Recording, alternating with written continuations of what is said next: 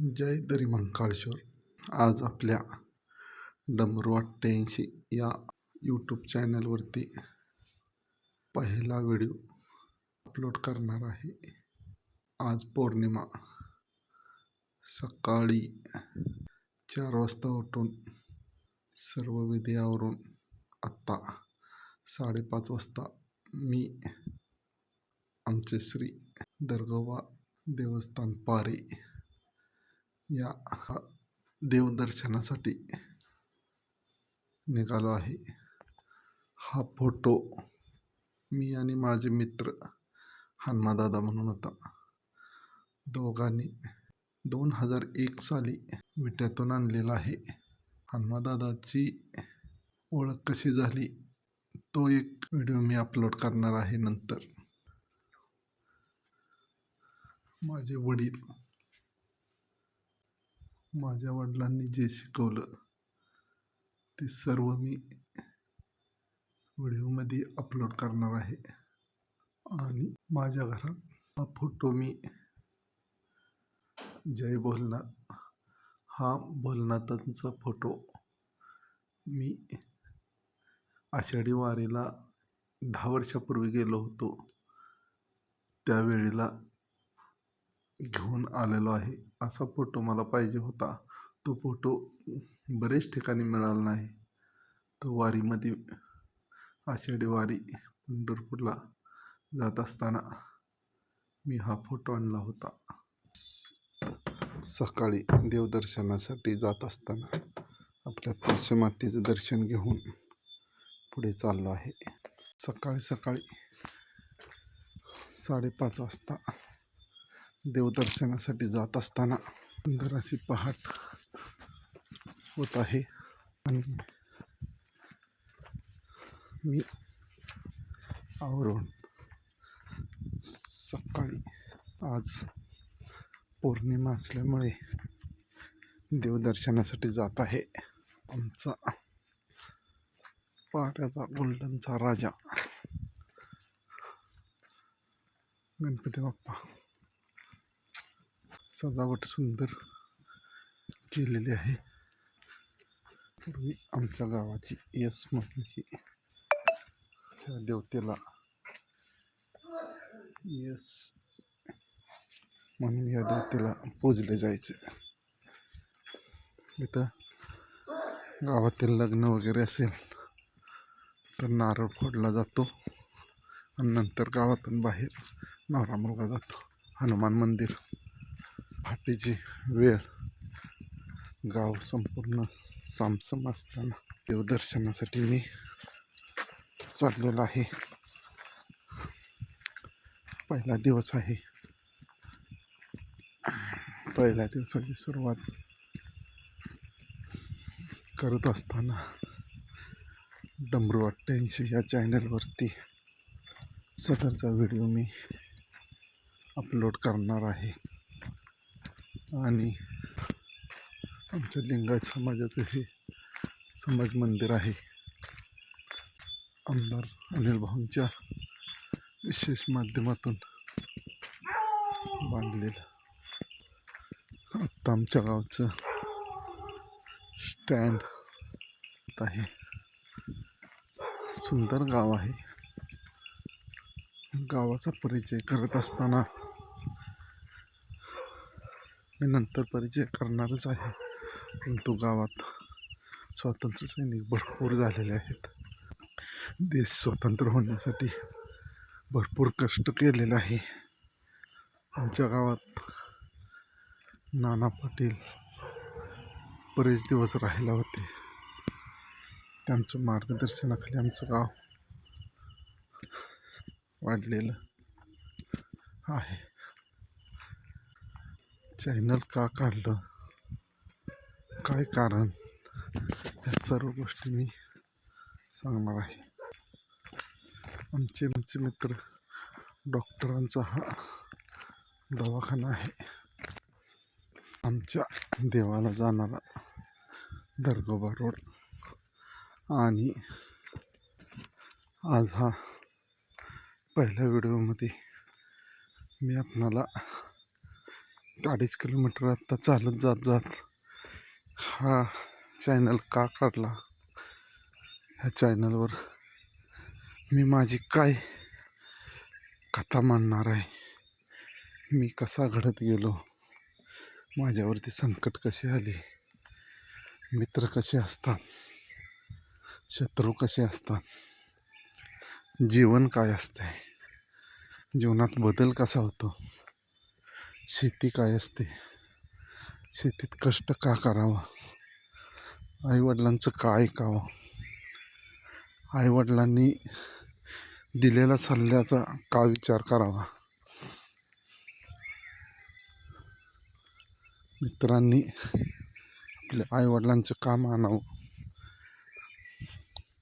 आईवडील कोण असतात, आईवडील आपल्याला का सांगत असतात, त्याचा परिणाम आपल्या जीवनावर काय होतो, शेती करत असताना किती त्रास होतो, शेतकऱ्याच्या व्यथा काय असतात, नांगर कसा पूर्वी धरत होते, ते पण कसं पेरणी करत होतं, उन्हाळ्यातली नांगरट कशी असते, जेवण शेती करत असताना घरातून जेवण किती वाजता येतं, भूक कशी लागलेली असते,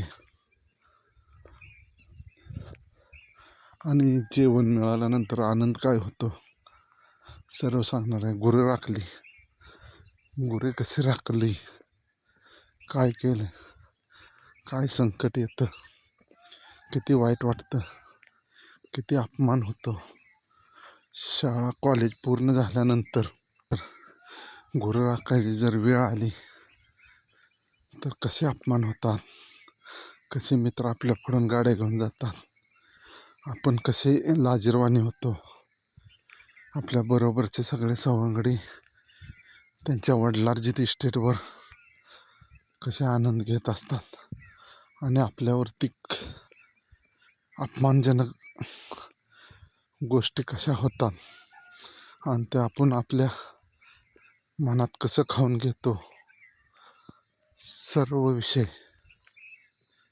मी या डमरू 88 या यूट्यूब चॅनलवरती मांडणार आहे, शेअर करणार आहे. प्रत्येक व्हिडिओ हा तुम्हाला आवडणारच, आणि तुमच्या जीवनात घडलेल्या घटनांचा तुम्ही विचार करणार, आणि मला सर्व गोष्टीचा उलगडा केल्यानंतर भक्ती काय असते, भक्ती करत असताना संकट काय असतात, संकट पूर्ण झाल्यानंतर अहंकार कसा भक्तीत वाढत जातो, त्याचे परिणाम काय होतात, आणि आपण गुरु केला पाहिजे का, माझ्या पद्धतीने मी सांगणार आहे. नाही केला तर काय केलं पाहिजे, कुठल्या व्यक्तीची सेवा करायची, कोण आपल्याला वापरून घेते, कोण आपला यूज करते, मित्र कसे आपल्याला गंडवतात, फसवतात, आपला कसा वापर करून घेतात,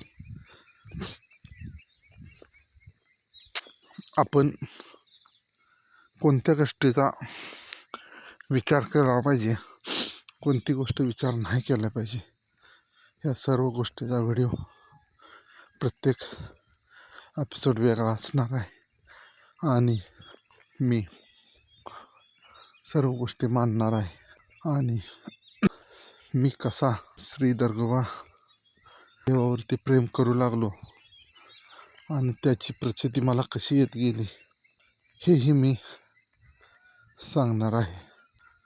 कुणाच्या नादाला लागल्यानंतर काय होतं, कुणाच्या नादाला लागल्यानंतर काय होतं, मार्गदर्शक कसा असावा, मार्गदर्शक नसेल तर आपण कसं प्रत्येक गोष्टीतून ज्ञान घ्यावं, कुणीही न सांगता स्वतः कसं ज्ञान घ्यावं, स्वतः कसं तयार व्हावं, स्वतःची रोजीरोटी कशी चालवावी, प्रत्येकाच्या जीवनात किती चान्स येतात सुधारण्याचे, आणि त्याचा फायदा घेण्यासाठी काय करावं या सर्व गोष्टीचा मी उलगडा सदर चॅनलमधून करणार आहे. आता मी चालत दर्गा मंदिराकडे चाललेलो आहे. सकाळ आहे, सूर्यदर्शन होईल थोड्या वेळात. तोपर्यंत आपण हा डमरू चॅनल का काढला आहे, ते नाव कसं आठवणीत आलं याची माहिती मी देणार आहे. माझा उज्जैनीचा प्रवास कसा झाला, कोणामार्फत झाला आणि त्या ठिकाणी काय घडलं, काय प्रचिती आली, हा सर्व व्हिडिओ मी एक वेगळा करणार आहे.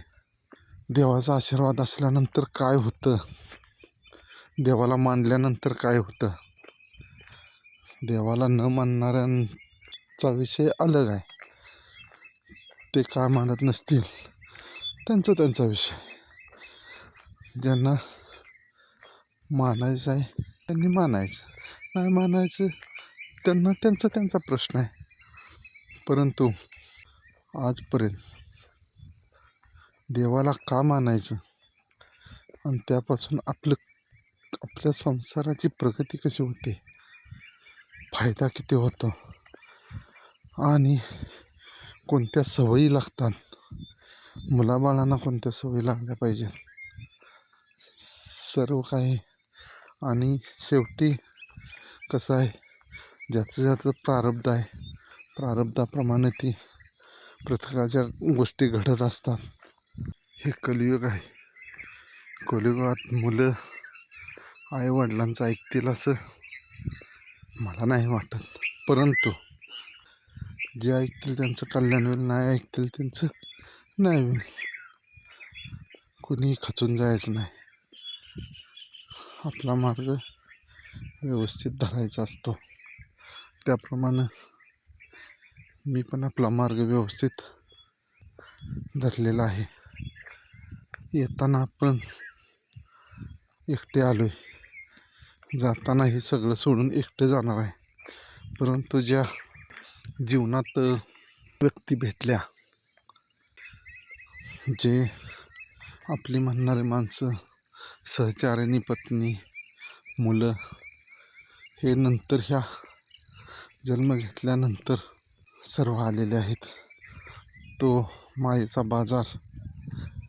त्यात आपण आपलं कर्तव्य व्यवस्थित बजावायचं आहे आणि एक दिवस ही पृथ्वी सोडून जायचं आहे. कुठं जायचं आहे, कसं जायचं आहे हे कोणालाही माहीत नसते. प्रत्येकानं त्याच्या विचारानं सांगितलेलं आहे, इथं जायचं, तिथं जायचं, स्वर्गात जायचं, वैकुंठात जायचं, कैलासावरती जायचं. परंतु हा विषय जो आहे, हा ऋषीमुनींनी त्यांच्या अभ्यासातून मांडलेला विषय आहे. आणि तो विषय आपण कितपत घ्यायचा आणि त्याचा आपल्या जीवनात कितपत उपयोग करून घ्यायचा, हा त्याचा प्रश्न आहे. आणि कुणीही कुणाच्याही देवतेला नाव ठेवू नये. ज्याचा त्याचा श्रद्धेचा, विश्वासाचा भाग आहे. आमची आवड आम्हाला गोड, तुमची आवड तुम्हाला गोड. जीवन कसं जगायचं, जीवनात कोणत्या गोष्टीला महत्त्व द्यायचं, कोणती गोष्ट महत्त्वाची नसते हे जाणून घ्यायचं.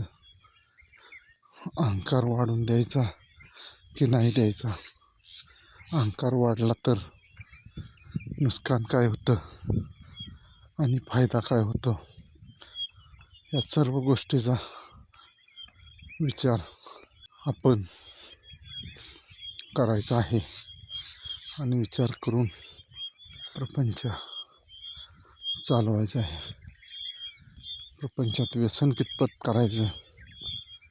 करायचं का नाही करायचं, मन कसं आवरायचं का नाही आवरायचं, आवड कशी करायची, निवड कशी करायची, सर्व गोष्टीचा आपण सदर नम्र 88 या यूट्यूब चॅनलवरती विषय घेणार आहे. आणि संपूर्ण विषय आपण जीवनाचा मांडणार आहे. सूर्यदेवतेचं आगमन होत आहे. आपण आत्ता 1.5 किलोमीटर चालत आलेलो आहे. मला चालतच देवाला जायला का आवडतं, मी चालतच देवाला का जातो, याचंही स्पष्टीकरण मी सांगणार आहे. जीवन घडवत असताना कष्ट काय करायचं असतं, नोकरी कशी मिळते, नोकरी मिळाल्यानंतर आपण त्याचा वापर कसा करायचा हेही मी सांगणार आहे. कष्ट काय असतं, कष्ट कसं करावं लागतं, प्रामाणिक कष्ट काय असतं, प्रामाणिक कष्टाचं फळ काय असतं, चुकारपणा कामात करायचा की नाही करायचा, जीवन जगत असताना खर्च कसा करायचा, खर्च नाही कसा करायचा, आपली परिस्थिती गरिबीतून वर काढायची असेल तर आपण कोणत्या गोष्टीवर लक्ष द्यायचं, कोणती गोष्ट लक्ष न देता पुढे चालायचं, या सर्व गोष्टीचा अभ्यास आपण करणार आहे. सुंदर अशी झाडी आहे आणि सुंदर अशा सकाळचं वातावरण, पक्षी उठलेले आहेत, किलबिलाट करत आहेत. त्यांना त्यांच्या पोटाची काळजी असते, ते त्यांचे अन्न शोधण्याच्या कामासाठी निघून जात असतात. त्यांना त्यांचा प्रपंच, त्यांनाही त्यांची लेकरं बाळं असतात. त्यासाठी त्यांना जर वर्षाला नवीन घर बांधायचं असतं, त्यासाठी त्यांना कष्ट करायचं असतं. आपण आपल्या पद्धतीनं कष्ट करत असतोय. आपणाला एक घर बांधायचं म्हणलं तर किती कष्ट घ्यावं लागतं. शेतकरी धारा काढायला चाललेले आहेत. एवढ्या सकाळी उठून धारा काढायला जावं लागतं. सदरचं चॅनल आपण सुरू केलेलं आहे. जीवनातल्या बऱ्याचशा गोष्टीचं ज्ञान तुम्हाला हळूहळू मिळत जाईल. परंतु तुम्ही चॅनल बघितला तर हे वडाचे झाड तर पूर्वी आमच्या देवाला येताना विसावा घेण्याचं ठिकाण म्हणून याचं नाव विसाव्याचा वड असे होते. सुंदर डोंगर झाडी आणि या सुंदर अशा डोंगर झाडीत वसलेला आपल्या सर्वांचा लाडका देव आणि देवाचे स्थान म्हणजे श्री दर्गोबा मंदिर पारे विट्यापासून 9 किलोमीटर अंतरावरती आहे. विटा सांगली जिल्ह्यात विटा हे गाव आहे आणि विट्यापासून 9 किलोमीटर आपले हे पारी गाव आहे. आणि पारी गावातून 2 ते 2.5 किलोमीटर आपले दर्गोबा मंदिर आहे. सुंदर असा तलाव आहे. तलावा यावर्षी फुल भरलेला आहे. वरून राजाची कृपा छान आहे. आणि हे वरती दर्गोबा मंदिर, या देवाची भक्ती मी 86 सालापासून करतोय. 1986 सालापासून श्री दर्गोबा देवाची भक्ती करतोय. आणि भक्ती कशी करत होतो का करत होतो सर्व गोष्टीचा उलगडा मी करणार आहे. आणि आज पहिला दिवस, पहिली वेळ, आजची पौर्णिमा. आमच्या देवाची पौर्णिमेला भक्तगण देवदर्शनासाठी भरपूर येतात. सकाळी 10 वाजता बरोबर आरती असते. नंतर प्रसाद असतो. चिलाई मंदिर आणि मिताई मंदिर पुढं आहे. सुंदर असं दृश्य, मनमोहक असं दृश्य, आवडेल असं वातावरण. देवाला चालत येण्याची जी आवड आहे ती आमची फार वेगळी. चालत का यावं वाटत असे, ह्याचे कारण पण मला माहीत नाही, परंतु मी देवाला चालतच येतो. आणि चालत येणंच मला आवडतं. का आवडतं काय माहीत नाही, परंतु मी चालत येत. सकाळ सकाळी पक्षी आलेत. आमच्या श्री दर्गोबा जवळील कमान आहे.